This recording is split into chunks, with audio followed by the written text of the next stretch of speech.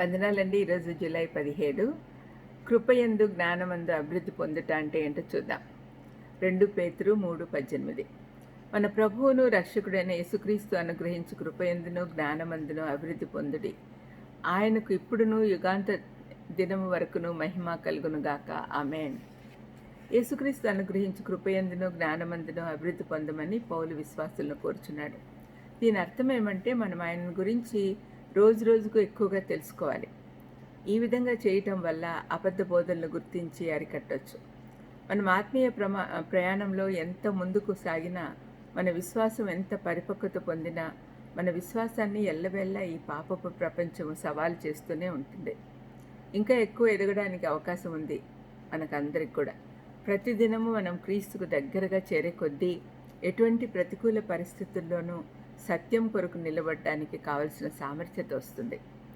ఆత్మీయ జీవితంలో ఎలాంటి అభివృద్ధి లేకుంటే అటువంటి క్రైస్తవులను ఆరోగ్యంగా ఉన్న క్రైస్తవులని పిలవలేం కదా. మనకు శారీరక ఆరోగ్యం కావాలి అంటే మన ఆహారపు అలవాట్లు క్రమంగా వ్యాయామాలు చేయాలి. అదేవిధంగా మనకు తిరిగి జన్మించామనే నిశ్చయత కలిగినాక మనం దేవుని గురించి తెలుసుకోవాలనే తృష్ణ కలిగి ఉంటే ఆత్మీయంగా ఎదగలం. ఆత్మీయ ఎదుగుదలకు కొరకు మనకు సమతుల్యమైన ఆత్మీయ ఆహారం కావాలి. ఆత్మీయ వ్యాయామం యొక్క ప్రాధాన్యం తెలుసుకోవాలి. ఇదేంటి ఎక్సర్సైజులు, డయట్ మన స్పిరిచువల్ లైఫ్లో ఎట్లా వస్తాయని మీరు నవ్వుకుంటూ ఉంటారు కదా. చూద్దాం ఎలా. సమతుల్య ఆహారము అంటే ఆత్మీయంగా పరిపూర్ణతలోకి రావడము అని అనుకోవచ్చు. దీని అర్థం ఏమంటే 5 ఆహార గుంపులు బైబిల్ నుండి తీసుకొని దాన్ని సరైన తూకంతో గ్రహించాలి. సరైన బ్యాలెన్స్ డయట్ అంటే 5 గ్రూపులు ఉన్నాయి, బైబిల్ గ్రూప్స్. అవేమంటే ఆదికాండము, యెహోషువ, మొదటి సమూయేలు, అపొస్తలుల కార్యం లాంటి చరిత్ర గ్రంథాలు, దానియేలు, యెహెజ్కేలు, యిర్మీయా, ప్రకటన గ్రంథం లాంటి ప్రవచన గ్రంథాలు, కీర్తనలు, సామెతలు, ప్రసంగి, పరమగీతం లాంటి పద్యభాగాలు, సువార్త గ్రంథాలైన మత్తయి, మార్కు, లూకా, యోహాను, మరియు పత్రికలు రోమా, ఎఫ్సీలు, మొదటి పేతురు, యూదా లాంటి పత్రికలు. అన్నీ ప్రతిరోజు తినకపోయినా 5 గుంపుల నుండి తప్పనిసరిగా తీసుకుంటే సమతుల్యమైన ఆత్మీయ ఆహారం అవుతుంది. బైబిల్లో యిర్మీయా వాక్యముల గురించి ఎక్కువ ఆకలి గల ప్రవక్తగా మనం చూడగలం.